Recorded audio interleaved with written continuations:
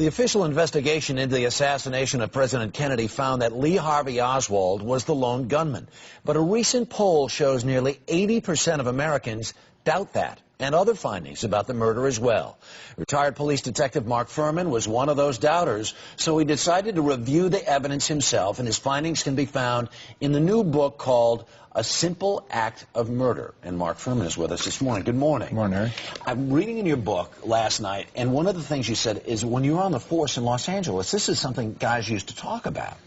It is. It's something that we talked about because we're in the profession Right. to investigate these things. And a lot of your colleagues said, no way it could have been a lone gunman. Did you subscribe to that as well? Well, I did, but, you know, we were...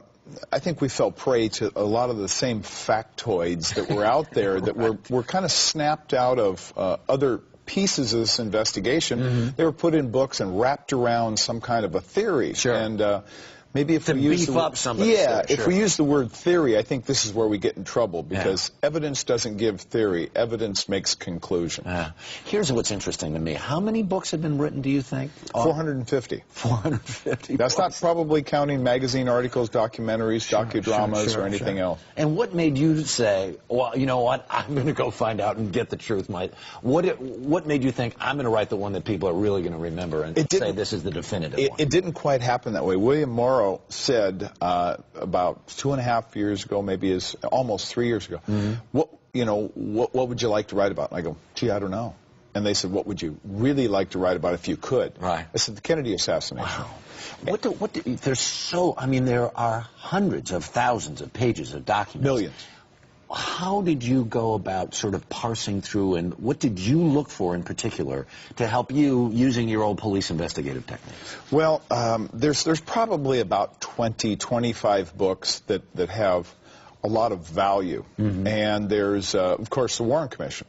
Now, if you take the 26 volumes of the Warren Commission, you can piecemeal those by taking certain segments of those, but the final report's got a lot of information. It's got a lot of very technical information. Sure. I think Posner's book, Case Closed, he's an outstanding writer. Right. I think it was an outstanding historical book for everything surrounding Oswald, but anybody that writes anything on this has to take a choice in which camp they're going to be. Sure.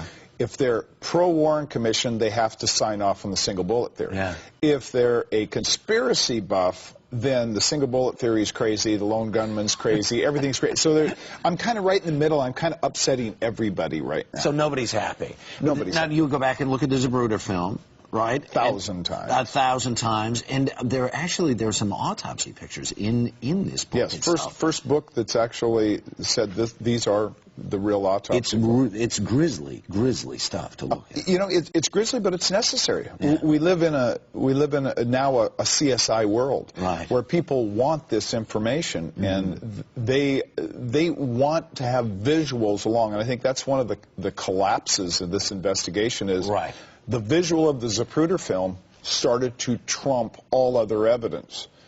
And you say there's better evidence to look at than that. I find that the Zapruder film is interesting, and I think it's helpful, but it's really a piece of the worst evidence. Interesting. So the title of the book kind of gives away your conclusion. In the end, after all of the work, what did you basically figure out? Well, Lee Harvey Oswald, it's clear that we can connect him up at every place in this crime. He has no accountability during the assassination. He is the trigger man, his fingerprints, the gun. It goes on and on and on and on. Yeah. From the point of the first shot, they are simple shots. They are easy shots. They are easy shots for an average civilian marksman, let alone somebody that was trained by the Marine Corps, even though they were kind of a marginal sharpshooter.